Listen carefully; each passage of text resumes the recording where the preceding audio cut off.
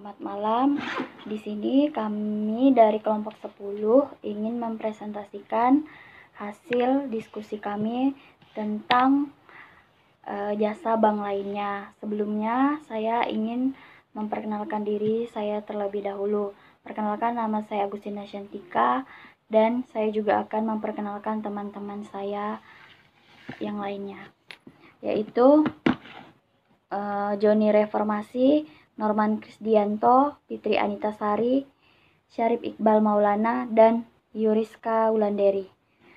Di sini pengertian jasa bank lainnya adalah kegiatan perbankan yang ketiga, dan tujuannya adalah untuk mendukung dan memperlancar kegiatan penghimpunan dana dan menyalurkan dana.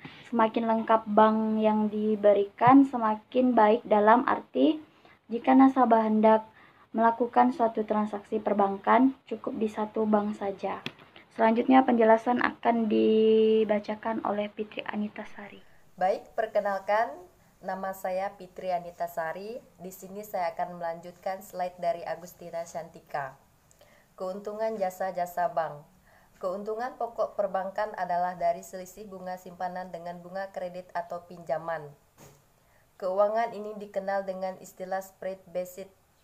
Namun, di samping keuntungan dari kegiatan pokok tersebut, pihak perbankan juga dapat memperoleh keuntungan dari transaksi yang diberikan dalam jasa-jasa bank lainnya. Perkenalkan, nama saya Yuriska. Di sini saya akan melanjutkan presentasi kelompok kami, yaitu di sini saya akan membahas tentang adapun keuntungan yang diperoleh dari jasa-jasa bank ini, antara lain yang pertama ada biaya administrasi, yang kedua ada biaya kirim, yang ketiga ada biaya tagih, yang keempat ada biaya provokasi dan komisi, yang kelima ada biaya sewa, yang keenam ada biaya iuran, dan yang ketujuh biaya lainnya. Jenis-jenis jasa bank lain antara lain yang pertama itu ada safe deposit box, kotak penyimpanan, yang kedua ada RTC, rupiah travelers square, yang ketiga ada payment point. Assalamualaikum warahmatullahi wabarakatuh. Perkenalkan, nama saya Syarif Iqbal Maulana Al-Qadri. Di sini saya akan menjelaskan safe deposit box atau kotak penyimpanan. Jadi safe deposit box itu jasa penyewaan kotak penyimpanan harta atau surat-surat berharga yang dirancang secara khusus dari bahan baja dan ditempatkan dalam ruang khasanah yang kokoh, tahan bongkar dan tahan api untuk memberikan rasa aman bagi penggunanya. Kemudian kegunaan safe deposit box ini untuk menyimpan surat-surat berharga dan surat-surat penting seperti sertifikat-sertifikat, saham obligasi, surat perjanjian, akte kelahiran, ijazah, dan lain-lain. Untuk menyimpan benda-benda berharga seperti emas, berlian, mutiara, intan, dan lain-lain. Sekian dan terima kasih. Kembali ke slide yang ke-7, RTC rupiah Travelers CQ adalah surat berharga yang diterbitkan dalam valuta rupiah dengan ciri-ciri aman, terpercaya, praktis, dan fleksibel, serta dijamin oleh bank penerbit dengan masa berlaku tidak terbatas.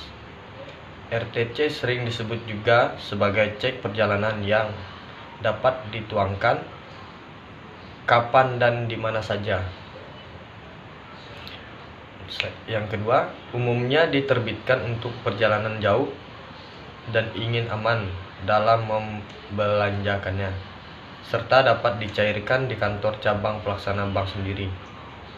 Yang ketiga, akuntansi RTC dimulai saat penerbitan atau penjualan RTC dan saat pencairan RTC, baik yang dijual melalui cabang pembayaran maupun melalui agen.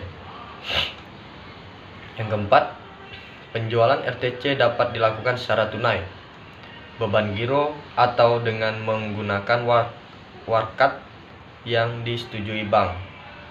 Demikian persentase dari saya. Selanjutnya akan dipresentasikan oleh Joni Reformasi. Baiklah, sebelum saya melanjutkan hasil presentasi kami, yaitu jasa bank lainnya. Terlebih dahulu perkenalkan, nama saya Joni Reformasi, NIM 1610426131. Berikut kelanjutan materi yang saya akan bagikan, yaitu terkait payment point. di mana salah satu jasa perbankan untuk melayani masyarakat yang akan melakukan pembayaran-pembayaran yang relatif rutin dan nilainya relatif kecil. Payment point tersebut atau rekening titipan yaitu rekening yang menampung pembayaran dari masyarakat untuk keuntungan pihak tertentu. Nah, di mana umumnya perusahaan publik yang menggunakan jasa bank dan diartikan sebagai rekening bersyarat, yaitu sifatnya tidak mengikat bank untuk melakukan kewajiban kepada individu atau lembaga tertentu yang memberi amanat rekening titipan biasa, dimanfaatkan untuk membayar tagihan-tagihan rutin yang jumlahnya tidak terlalu besar. Seperti ada 5 poin. Yang pertama, tagihan rekening listrik PLN. Yang kedua, tagihan rekening telepon dan telkom. Yang ketiga, uang kuliah dari suatu universitas. Yang keempat, tagihan rekening dari air PDAM. Yang kelima, pembayaran pajak. Selanjutnya, kesimpulan. Jasa-jasa bank lainnya merupakan kegiatan perbankan yang ketiga. Tujuan pemberian jasa-jasa bank ini adalah untuk melakukan atau memperlancar sehingga mendukung, menghimpun dana dan menyalurkan. Adapun keuntungan yang diperoleh dari jasa-jasa bank ini antara lain, yang pertama, biaya administrasi, yang kedua, biaya kirim, yang ketiga, biaya tagih, yang keempat, biaya profesi dan komisi, yang kelima, biaya sewa, dan keenam, biaya iuran, yang terakhir yaitu biaya lainnya. Sekian hasil presentasi yang kami sampaikan. Selebihnya dan sekurangnya kami ucapkan terima kasih.